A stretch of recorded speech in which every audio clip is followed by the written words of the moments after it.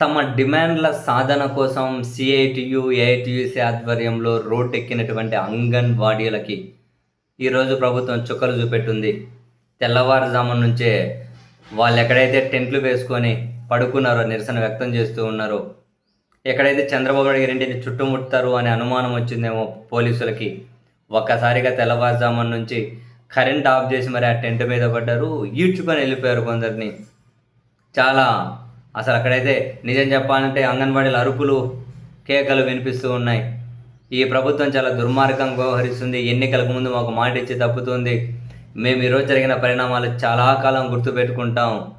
అంటే ఆయన స్టైల్లో చెప్పాలంటే చాలా కాలం యాద ఉంటుంది. ఈరోజు పరిణామాలు మేము చాలా కాలం గుర్తుపెట్టుకుంటాం. మీరు దుర్మార్గంగా దౌర్జన్యంతో పోలీసులను ఉపయోగించి మా ఆందోళన నిరసనలు అనగదొక్కలేరు. మేము వీటిని మరింత ఉధృత రూపం తీసుకెళ్తామని చెప్పి అంగన్వాడీ వాళ్ళు అయితే అంటున్నారు. మొత్తానికైతే ప్రభుత్వం వాళ్ళ పోలీసులు వాళ్ళ టెంట్లు ఖాళీ చేయించారు, ఈడ్చుకొని వెళ్ళిపోయారు. ఎక్కడికెక్కడ చల్లా చెదిరే. బేసిక్గా వాళ్ళ డిమాండ్లు ఏంటి? నెలకి 26,000 జీతం కావాలి, ప్రభుత్వ సంక్షేమ పథకాలు అమలు చేయాలి, సుప్రీంకోర్టు గైడ్లైన్స్ ప్రకారం గ్రాట్యుటీ ఇవ్వాలి.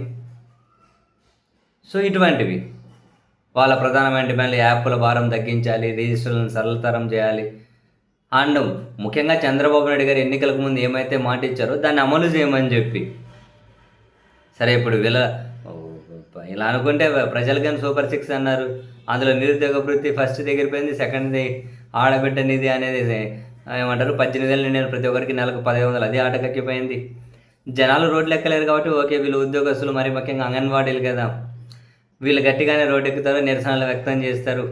బహుశా ఈ విధంగా వాళ్ళను ఈరోజైతే దాన్ని అణచివేయగలిగారేమో, కానీ అవి ఉధృత రూపం దాలిస్తే ప్రభుత్వం ఏ విధంగా ముందుకెళ్తుంది అన్నది కూడా ఇంట్రెస్టింగ్ చూడాలి. మరి అంగన్వాడీల విషయంలో ప్రభుత్వం వాళ్ళ డిమాండ్లు కొంతవరకు నెరవేర్చుకుంటూ ముందుకెళ్తుందా, లేకపోతే ఆ నిరసనలకు తలొక్కి కనుక డిమాండ్లు పరిష్కరిస్తే వాళ్ళ ప్లేస్లో మరొకరు రోడ్లు ఎక్కుతారు కాబట్టి వీటిని ముందే అణచివేయాలని చెప్పి ప్రభుత్వం భావిస్తుందా తెలియదు. కానీ మొత్తం మీద అయితే అంగన్వాడీలకు ప్రభుత్వం సుఖాలు చూపెట్టింది.